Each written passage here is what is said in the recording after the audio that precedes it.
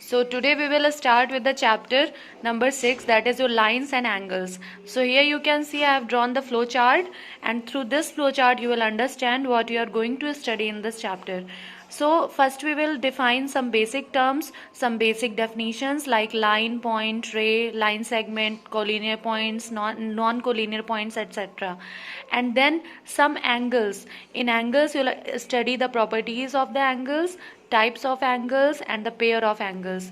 In the types of angles you will study these type of angles, and in the pair like complementary, supplementary, adjacent, linear pair, vertically opposite, and so on. And then you will understand and go through some axioms and theorems related to angles and triangle. So firstly we will study about vertically opposite angle axiom, then we will go through the angle sum property of a triangle, then corresponding angle axiom, and then after studying all these we will apply it in the particular problems and the examples that we will have with us. Now some basic terms and definitions are: first, what is line? Again, I am defining it as we have defined it in the chapter number 5, that line is a breathless length, and you will denote the line or you will represent a line by writing like this, AB with the arrow on both the ends. Okay, so it will always denote a line. Now what is a point? Point has no part, as you already know it, and also you can define it in other words, like when you put a dot on the paper, it is called as the point. Now what is line segment? Line segment is a terminated line. Okay, means a line with two end points defines the line segment. As here I have denoted AB as the line segment, and you will write it like this, means AB with a bar on it. Now what is a ray? A ray is a part of line with only one end point, means one arrow will be there at the other end and one fixed point will be there on the line. Then this type of representation is known as a ray, and the notation for the ray is like this, means AB with an arrow. Now what is an angle?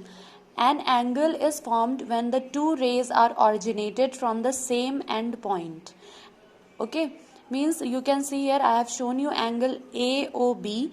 So you can see OB is a ray and OA is also a ray, but both the rays OA and OB are having a common end point, and that is O. So an angle is being formed with the help of two rays OA and OB with the common end point, that is O. So here these rays OA and OB are known as the arms of the angle. These rays will be called as the arms of the angle, and this fixed point O, this fixed end point O is called as the vertex of the angle. Now what are collinear points? Collinear points are those points which lie on the same straight line. If I have drawn a straight line, then you already know it that infinite number of points lie on it. So these all infinite points are collinear point. If I name it like A, B, C, D and so on, so all these points are collinear, because if 3 or more than 3 points lie in a same straight line, then these are called as collinear points. So why I have written here 3 or more than 3? Because you already know we need minimum 2 points for drawing a line.